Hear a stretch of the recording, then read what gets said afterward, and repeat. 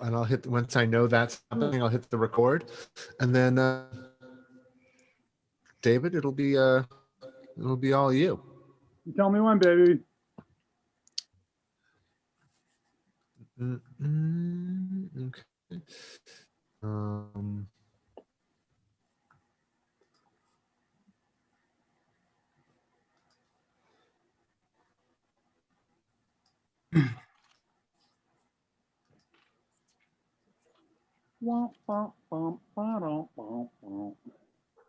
You're starting to look like Bob Holman, Todd. That's the whole Bob Holman outfit you're wearing right now. Oh. That's not a bad thing. I just mean you sort of look Bob Holman-esque with the glasses and the hat and the, you know. I see that. It's I think it's being in the great Northeast too long, you know. Thank you again so much for your art. It was wonderful. Okay, so. Oh, thank you so much. Thank you for your kind words. It really means a lot to me. Sure. Very good. Well, I'm going to hit record, and we are streaming. Tell me when it's time. David, I'm going to turn it over to you. It is time. Wow, now is the time. So much. I'm glad that we were able to get that together with you. That was Gretchen Primack, everybody. And now we're in the 3 o'clock hour. Like I've been telling you all day, the people who are reading are being introduced by the person who booked them. So all day I've been telling you, you can, for the first time ever, we've never done this before. So this way you can listen to the readers and go, oh my God, Kirschenbaum, what did you do? So right now we have 4 readers. These are my 4 people. So I think they're wonderful. That's why they're reading. But if you have any problems, bitch to me. All right. So first up is Todd Colby. I've known Todd probably 25 years. He's a friggin' Renaissance man, a musician, a poet, a painter. The issue of Boog City that's going to be uploading the other half of it later this week features some wonderful art from Todd. So I'm going to just be quiet, and ladies and gentlemen, here's Todd Colby. Thank you so much, David. Thanks for having me here. Is the volume okay? Does it sound okay? Everything's good? Okay. So I'm going to read some relatively new poems, a few, and then I'll bid you farewell. And thanks again for inviting me. It's really sweet. This is called This is a Test. You might have forgotten something. Perhaps you forgot something. Life makes things impossible. Everything is unbearable. It is good when things fail. Everything is working. The day is bright and brooding. The day is angular and sharp. The day is a shit show. It is harsh and irregular. There must be something beautiful around here. You can't have beautiful things or you'll destroy them. People flip birds at you. People flip birds at you. People ask you to deliver things to their homes, and then they flip birds at you. Birds flutter from their hands. You follow the rules governing chaos. You adhere to the rules governing civil behavior. People follow rules all the time, but it doesn't matter. Someone has to follow the rules, but it doesn't matter.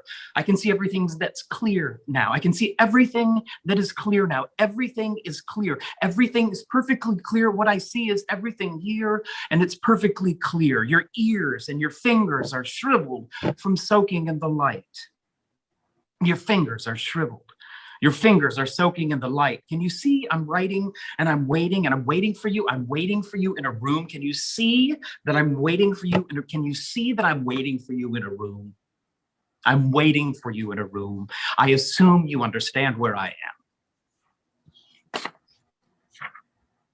What is relax?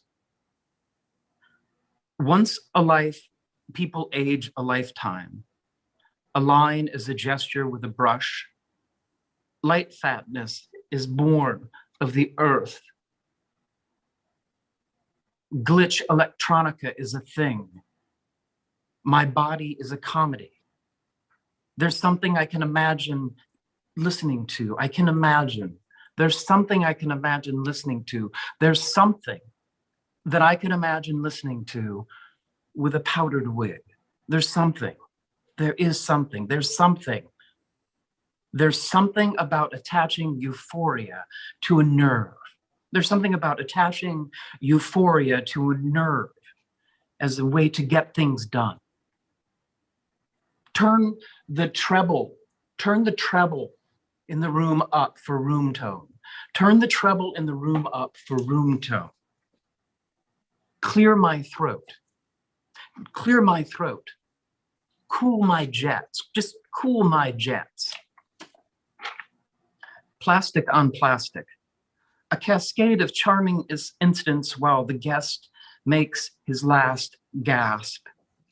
A paper trigger hair bow is a valid form of ID. Thrice rise the wrong.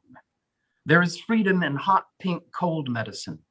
The purple gift was perfect. It made the same beep sound as a truck backing up. I wonder, as I notice people walking by, how many have watched by and watched and just watched and just walked by and watched and wondered and wondered and watched and just walked by and wondered. How many walked by and I wonder. And I watched them, I wonder how many of them had walked by and how many of them have noticed. A real rival in the cluck cluck category was rank and pale, but he had some fly information. Take a look in our blue canvas totes. I knew a thick, sad feeling in their living room. No more karaoke with dickheads. I got into a bad situation with a builder. A pink aluminum plate under a plum with vanilla something or other on top. Here's an example of a sidelong glance.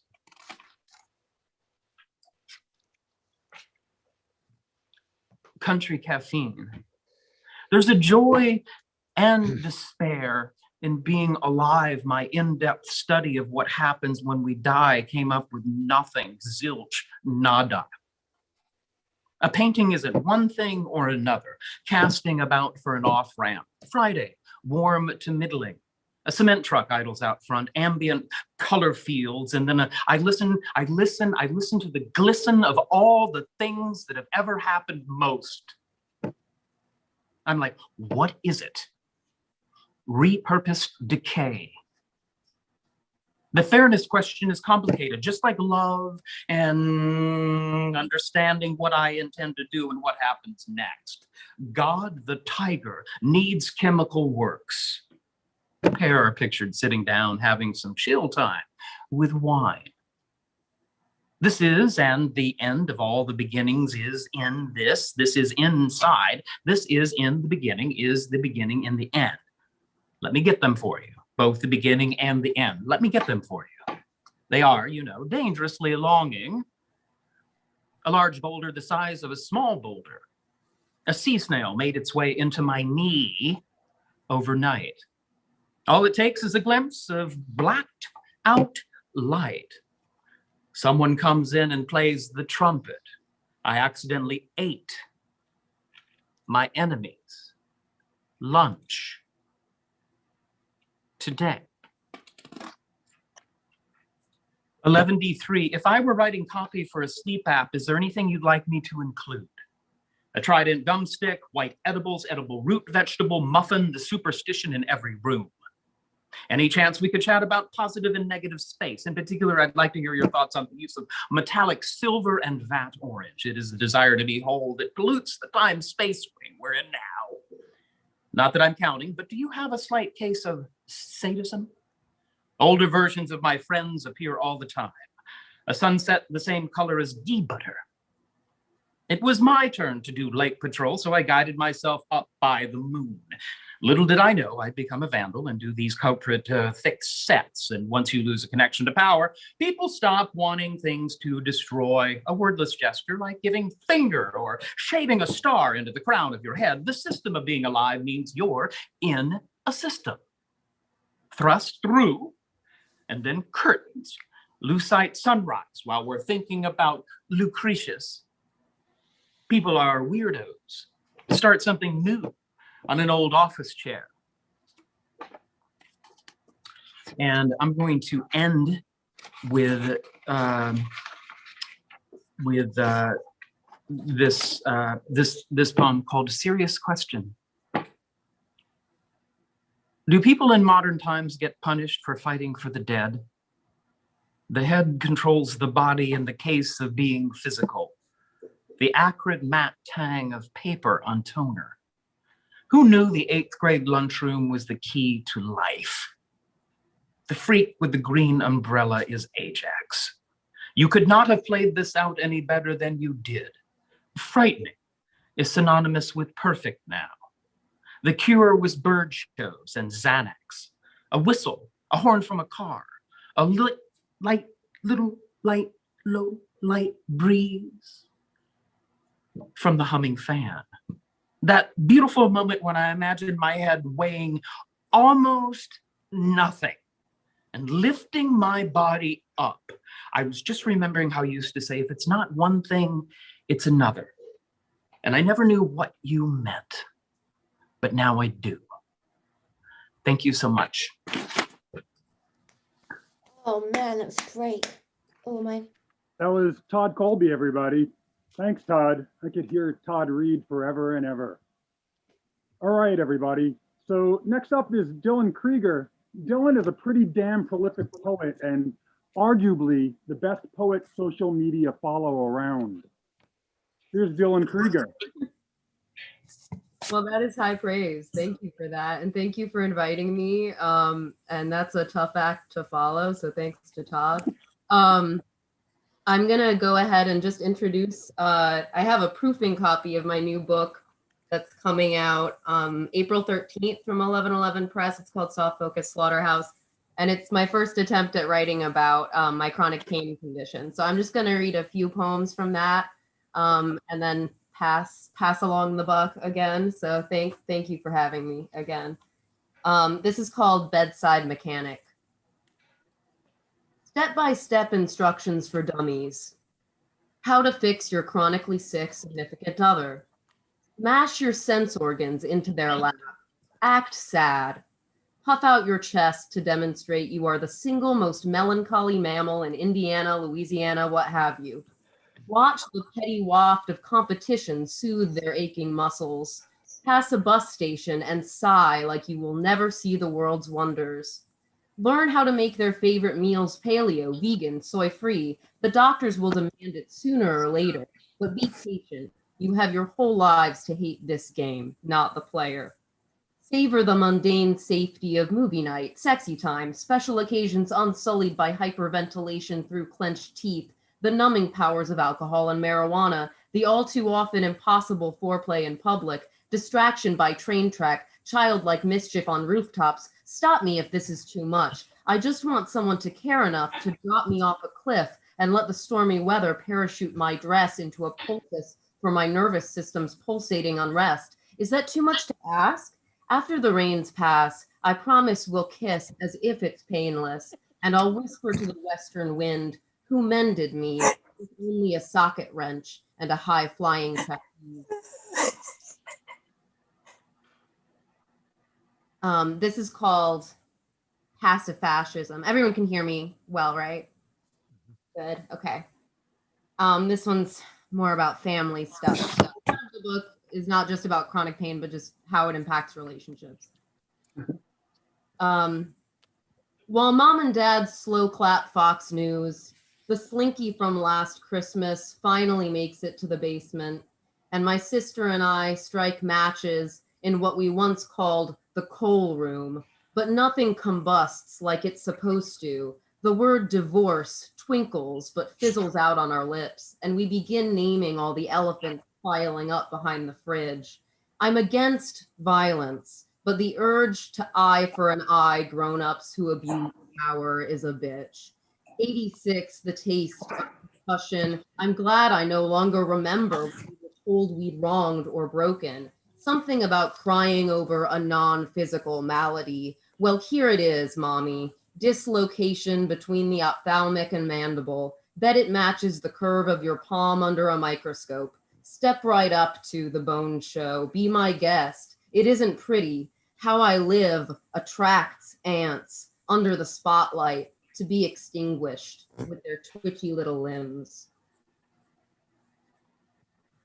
All right, I'm gonna read two more from Soft Focus Slaughterhouse, and then I'm gonna read one newer poem. This is called Cruelty Builds Character. This is the saddest maxim I can manage. What's the exact right amount of deer in the headlights, of interlocutor pressure on the knot, but not the muscle? Mother never taught me what the doctors wanted to disclose. The family history of my hip bones, the late onset schizophrenic hormones. The Scotch drinking comes with Irish silence included.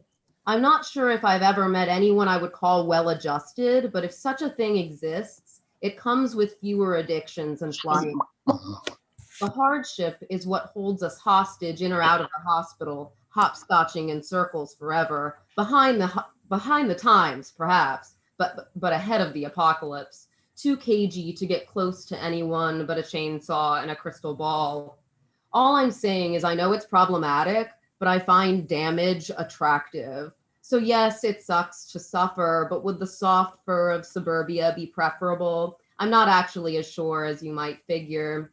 Even after the hairpin whiplash of college parties and their guarded powders, miracle of miracles, my mouth can still open all the way like a mint condition human. The nurses tell me I was lucky, and I placed your fingers just below my cheekbones and let you catch the swing unhinge in one direction. And the sex is better after that, no contest. I've shown off my weak spot, rolled over in the sandbox. I am brimming with the juices of surrender, hear, feel, touch. This is one of my favorite poems from the manuscript. It's more just about Louisiana. I've lived here for about 8 years now, and it's still not exactly home. I'm from the Midwest, but I definitely have sentimental feelings about it. So these are some dark ones. Drink yourself into the mood. Some days Louisiana is my soulmate just by selling me the right cognac and smiling at my shaky face melt. No judgment from the river or curbside buskers in the quarter. Every morning a hungover heron fishes toxic prey from the lake, like it's mocking me for drowning my neuralgia in a watered down to-go cup my libido needs to function. No offense to anyone's seduction game, my body is only able to accommodate one headstrong throb at a time.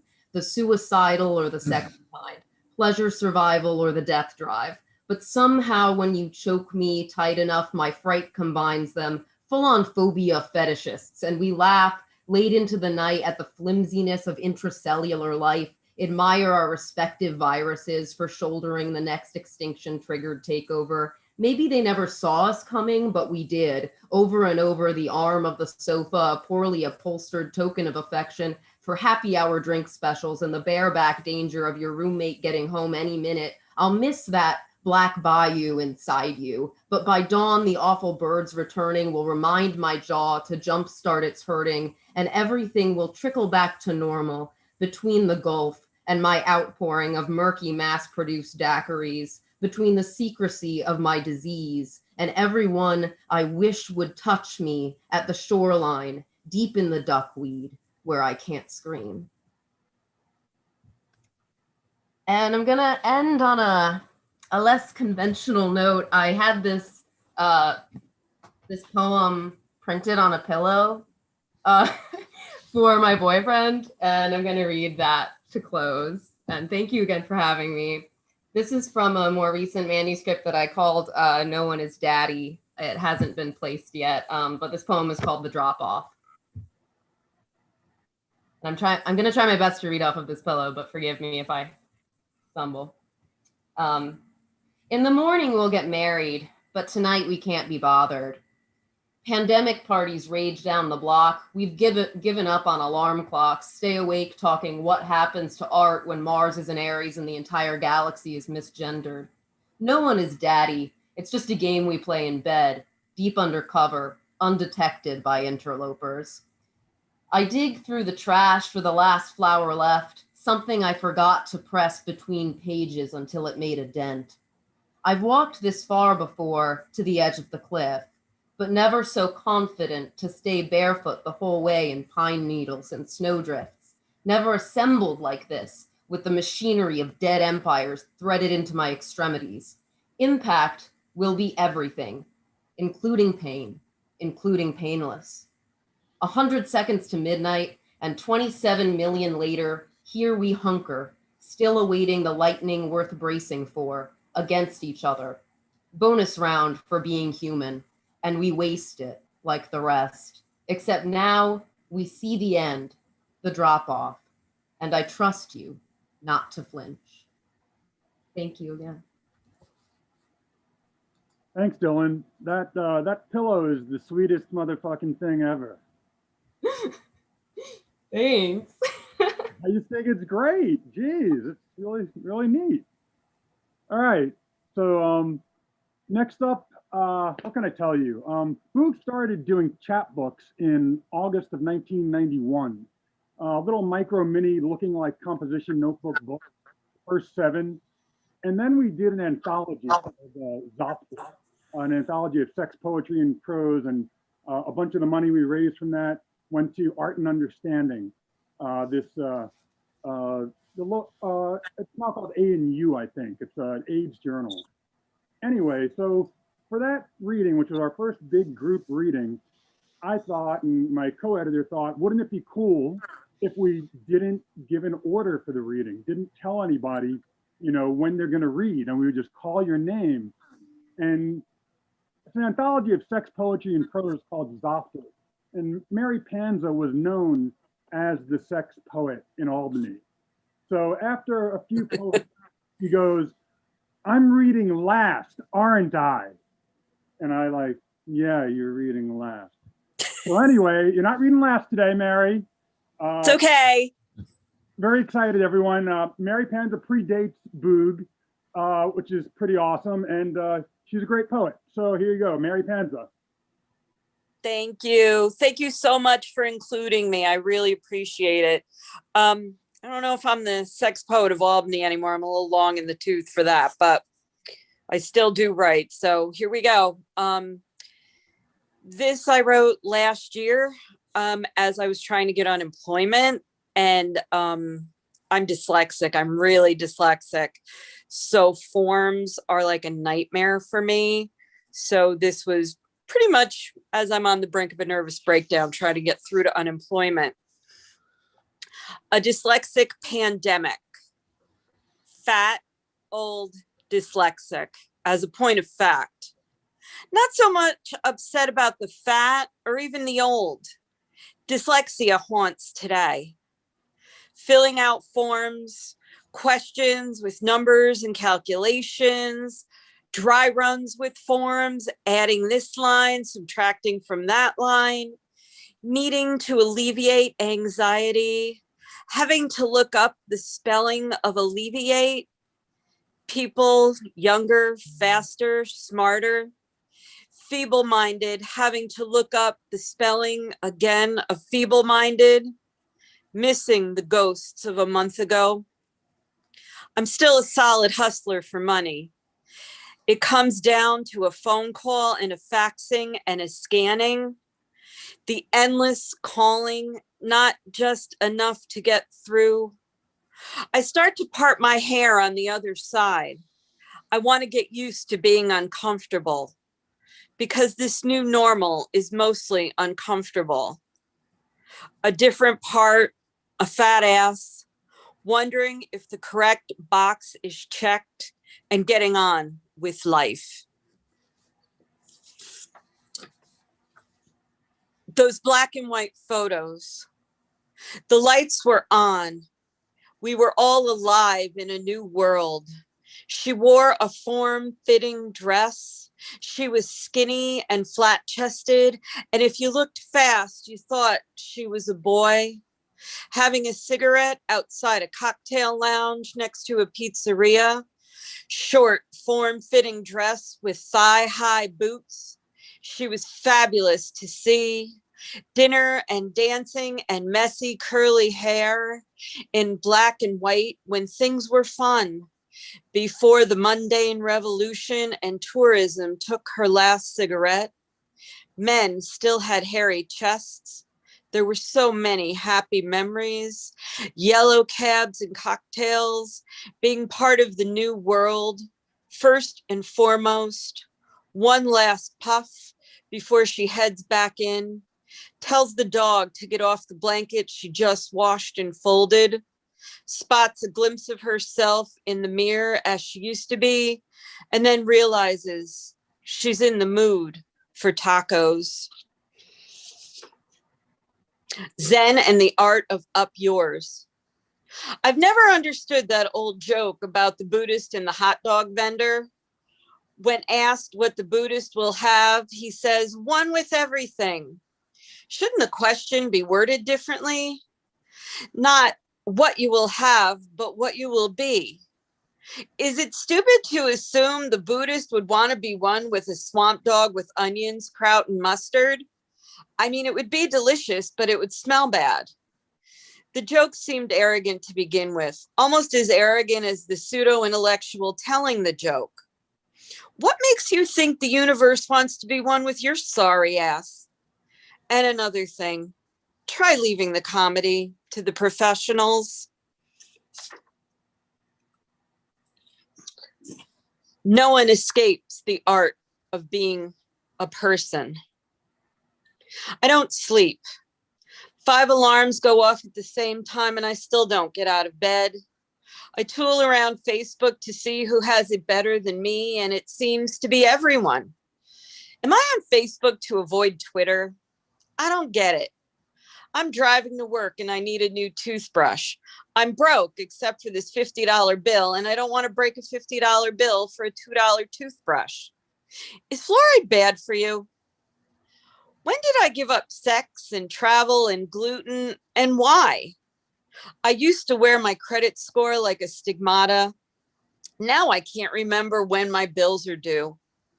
Why did the road to enlightenment make me such a lazy motherfucker?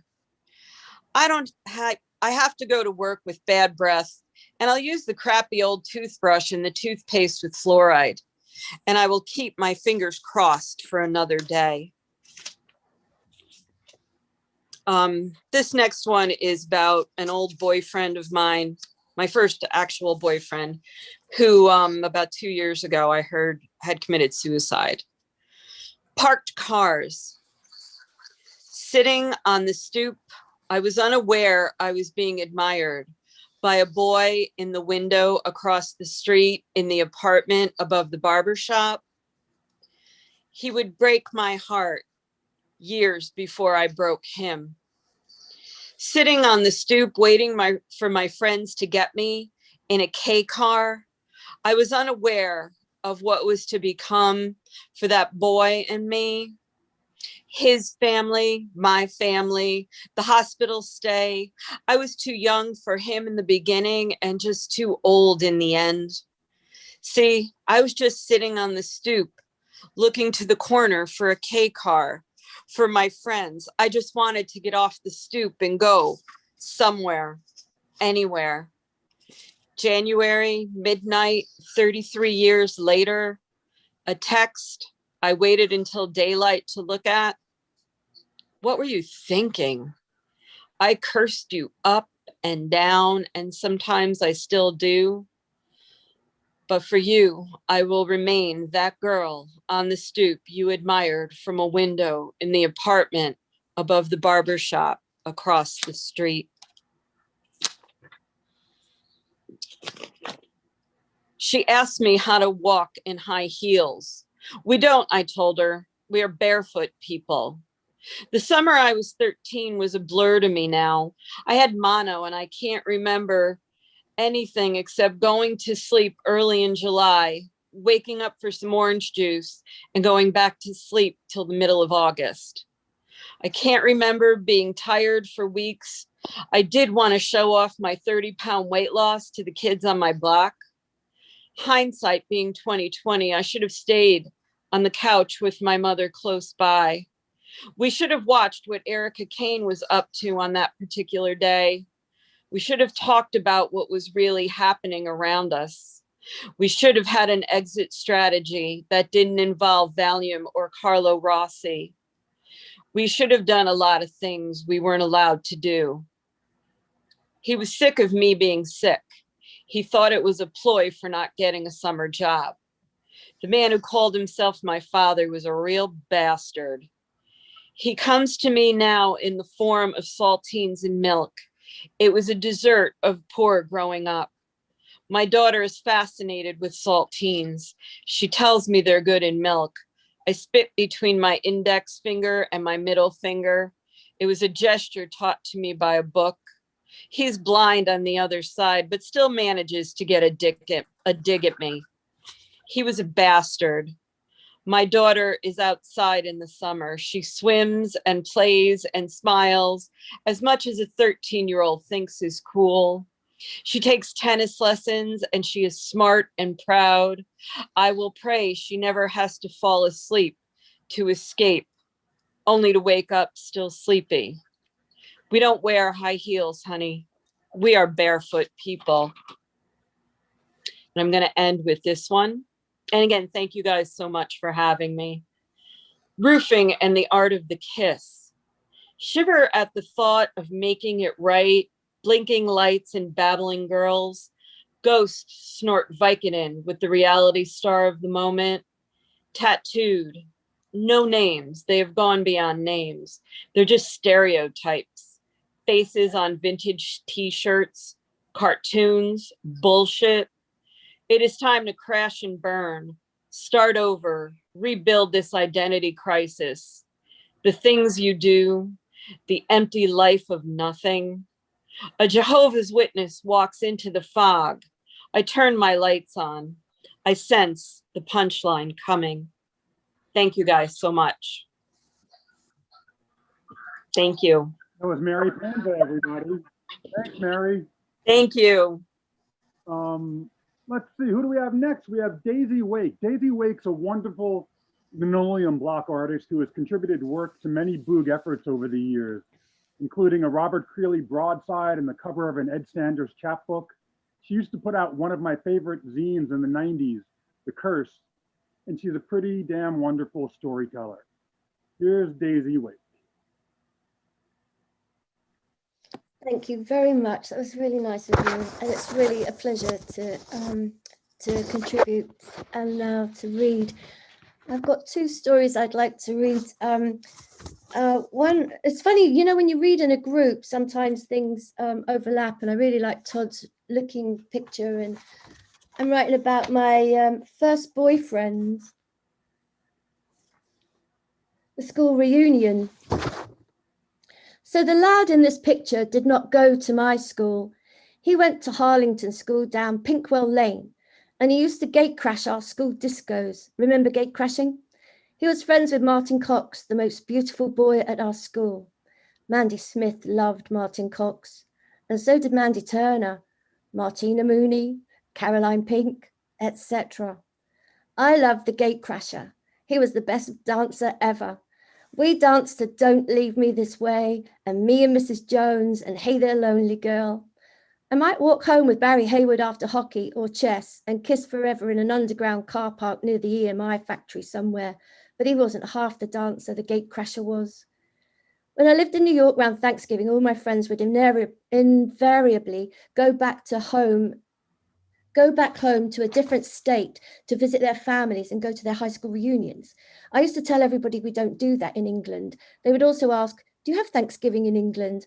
And I would invariably tell them, yes, we have a little bonfire party. We have little bonfire parties all over the country, and we let off fireworks and we sing, goodbye pilgrims on your way, doo-dah, doo-dah, don't come back another day, oh, doo-dah day.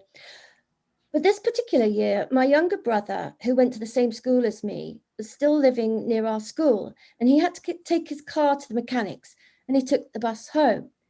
He actually went upstairs on the bus, like you do, and sat down next to Jeffrey Lawrence, who happened to be organising Hayes Grammar School's reunion, and he recognised my brother. Tell your sister, he said, and my brother told me the date, and I flew over. It was strange walking into the school. It was like Alice in Wonderland. I went to the cloakroom to hang my coat, and everything had shrunk.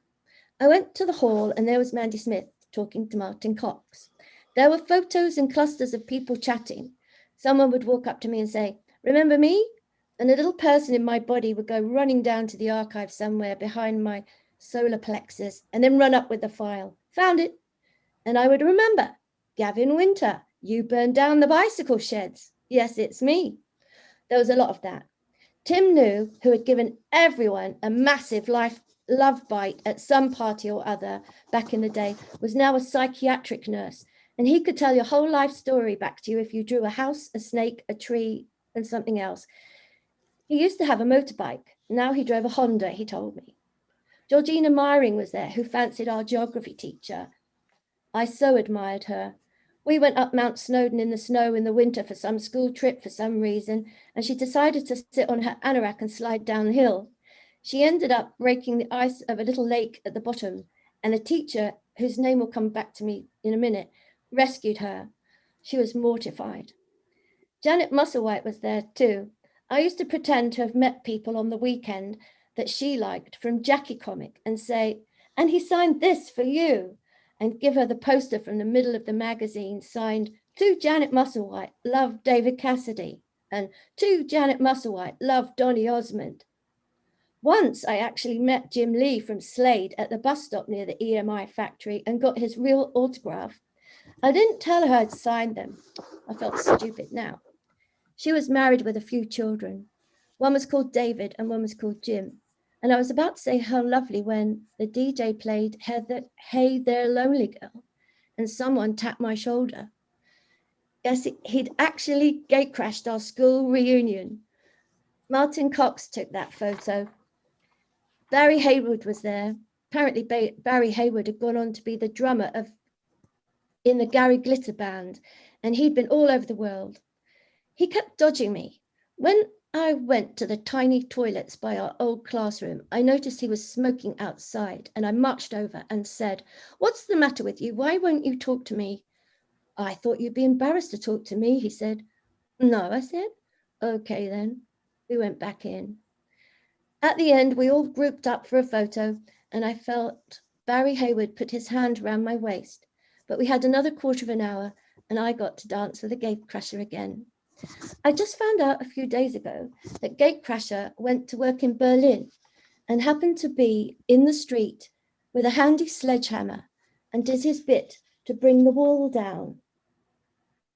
That's him. May I read you another short one? Okay, this one's about lockdown.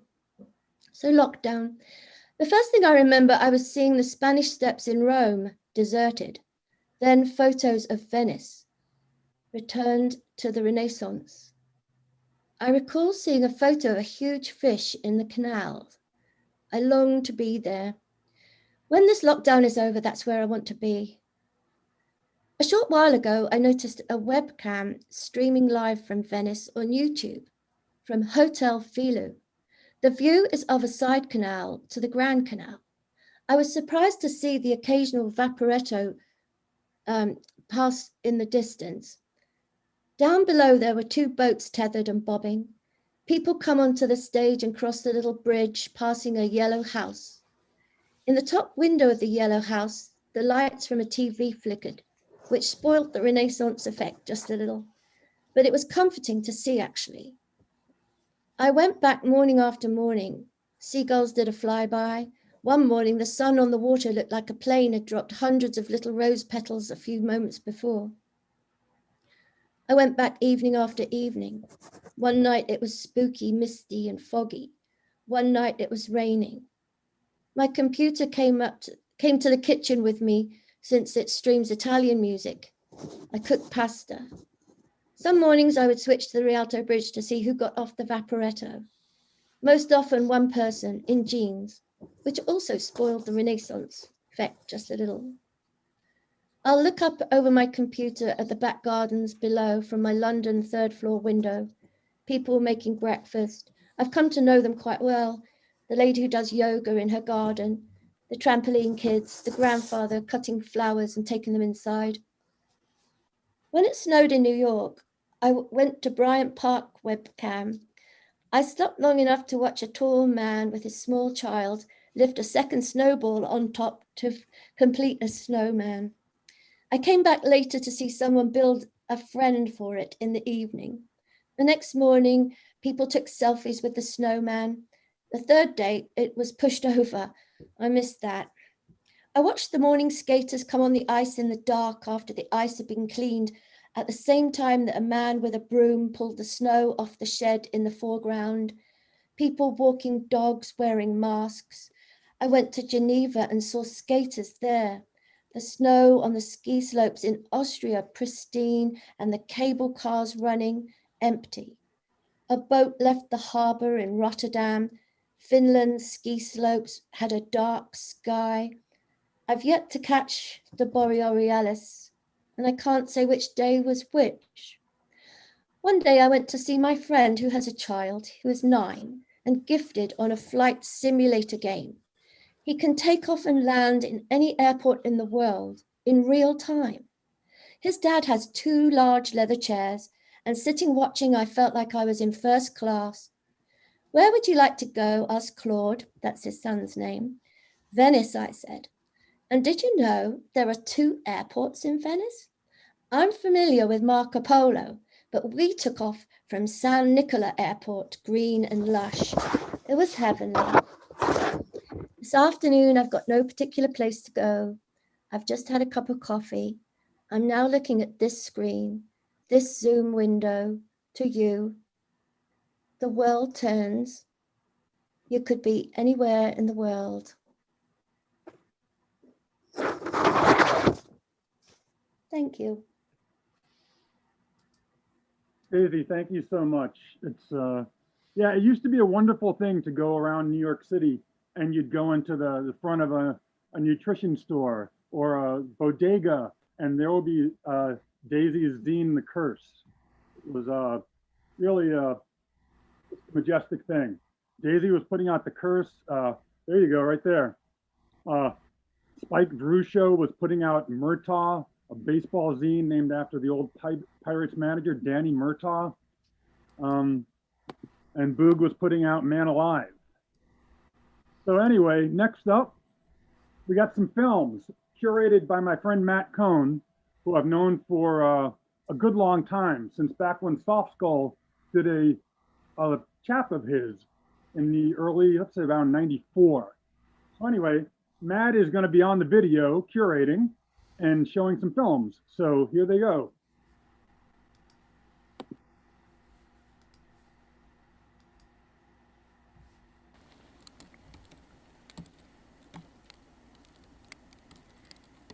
I don't know what's kept you going, but I've been writing a lot. And so have people who are my friends. So I'm happy to share with you 2 poetry videos, one by Dan Lieb and another by Huma Afti. If you stick around to the end, I also made a short of my own, and I hope to see you soon.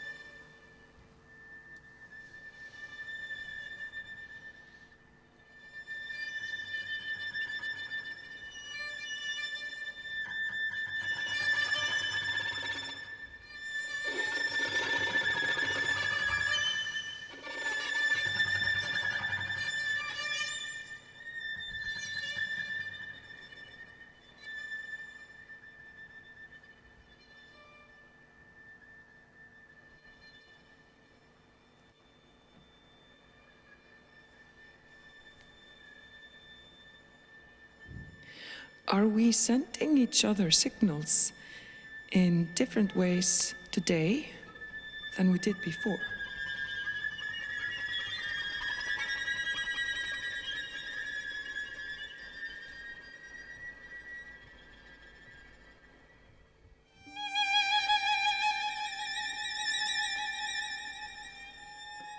Is it possible we can find signals around us from other worlds, other dimensions?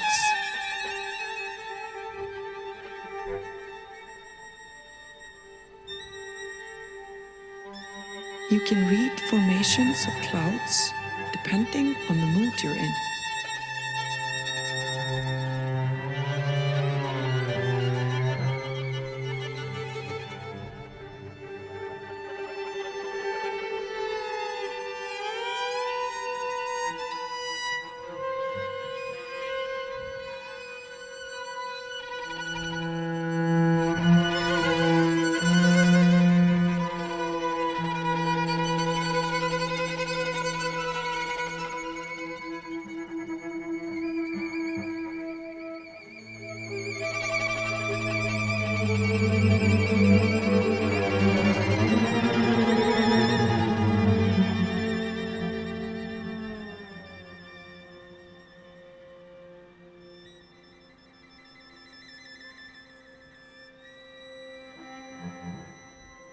Yesterday, I had a moment of a protection signal from the skies.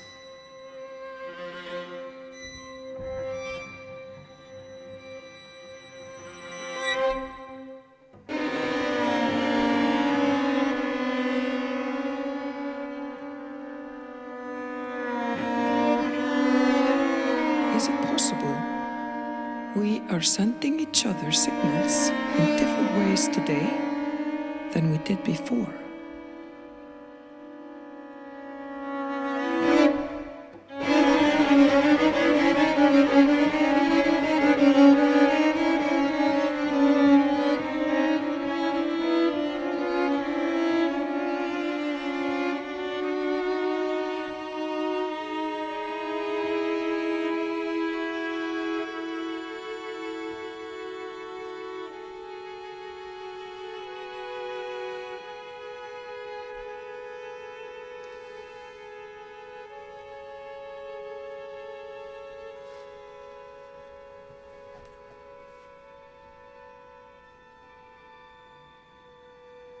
Is it possible we can find signals around us from other worlds, other dimensions?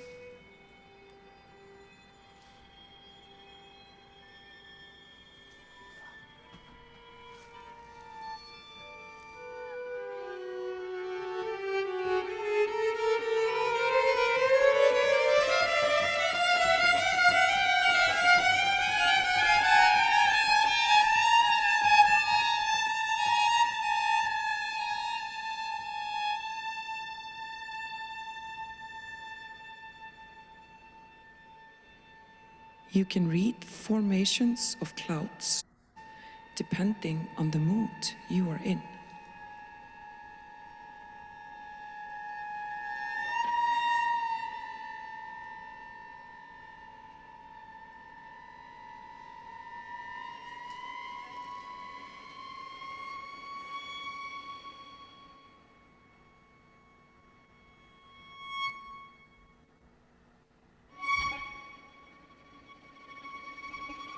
Yesterday, I received a moment of protection, a signal.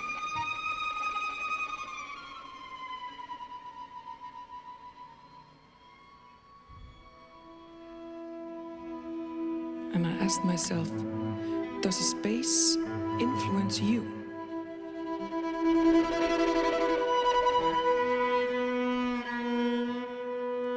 And I asked,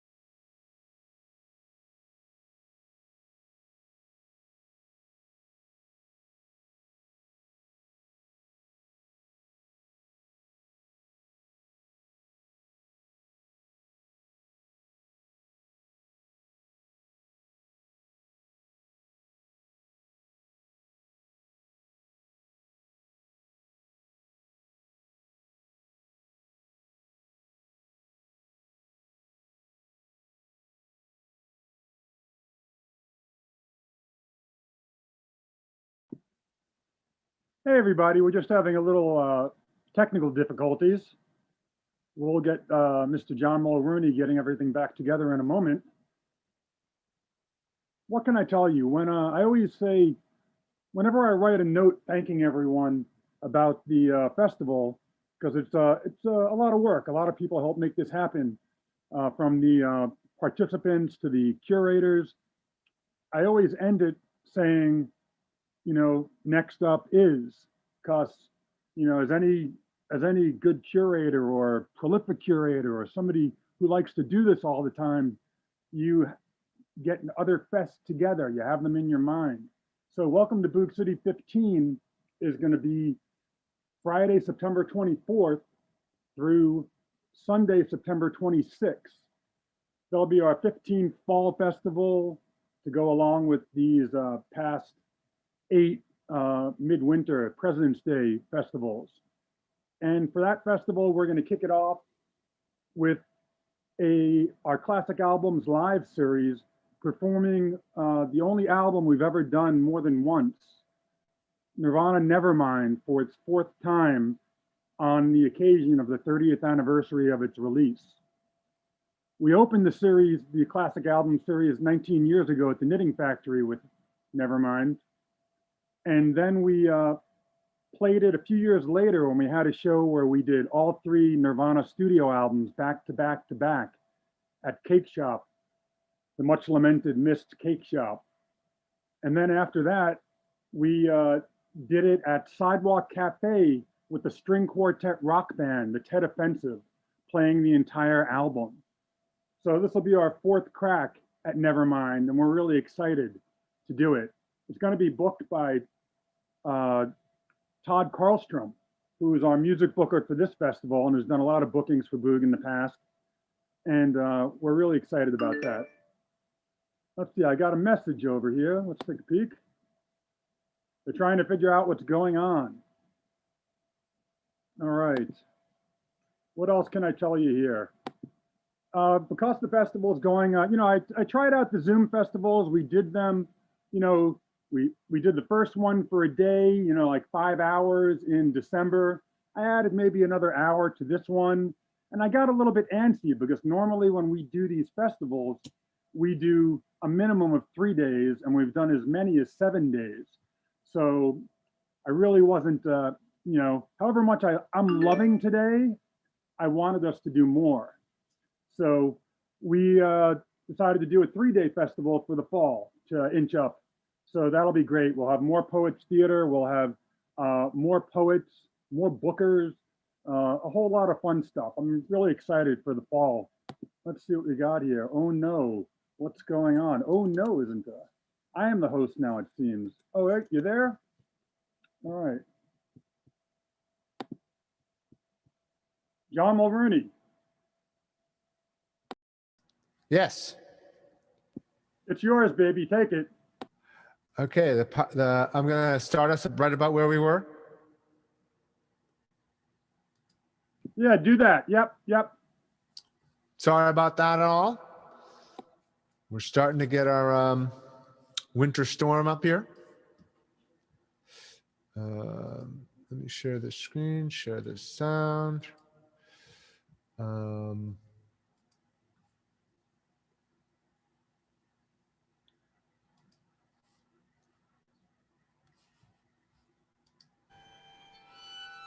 You got sound?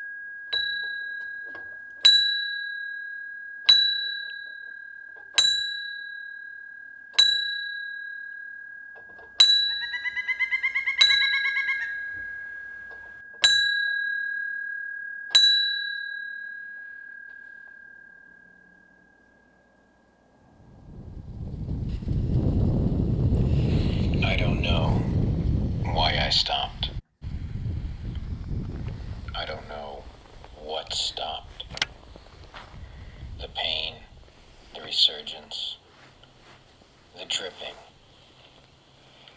the never-ending cacophony. This was a symphony, a trash receptacle in my ear. This is the third just I starting. threw it all in the air, in the sunlight, in the dream light, once upon a sky of scars and speakers. Scuttlebutt and impending pores, undone travels, stuck to meager moorings. Stuck inside, Yes. with the grassless void again. Despair, the passing, human, distressing sheets of space.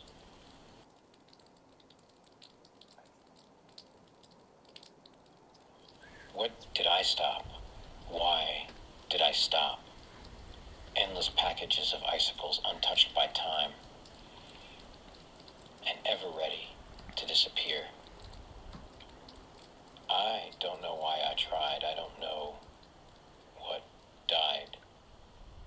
I don't know when it went away. I don't know what I did or what I did not. That's there, left hanging, a moment of nothing, in everything. It's there, the moment. I knew it when it happened. I knew it when it was gone. It's not like I didn't, I did. It's not like a confession. It's an experience, not a con. It's just like wondering what the hell happened. I don't know why I stopped. I don't know what stopped. The pain, the resurgence, the dripping.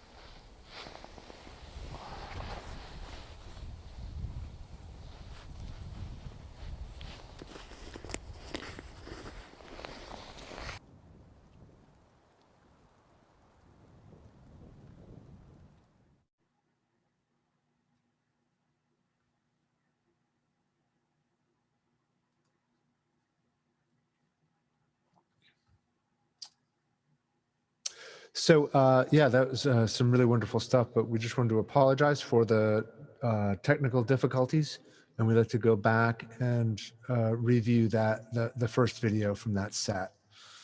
So I'm just going to queue up that video right as it is, and we'll go right into it.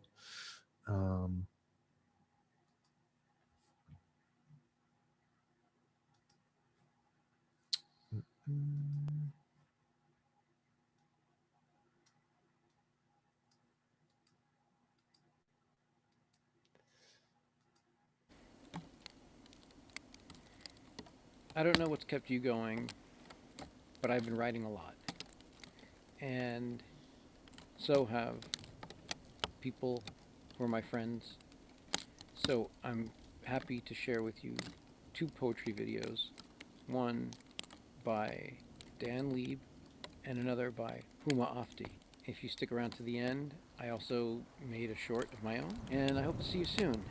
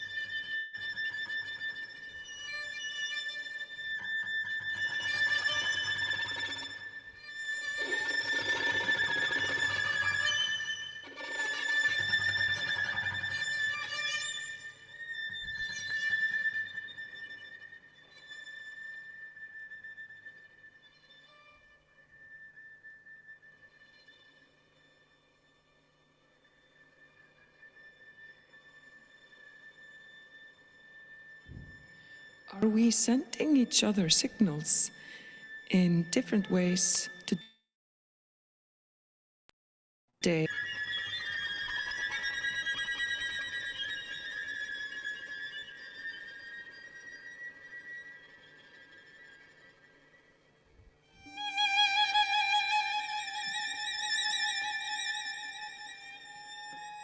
Is it possible we can find signals around us from other worlds, other dimensions?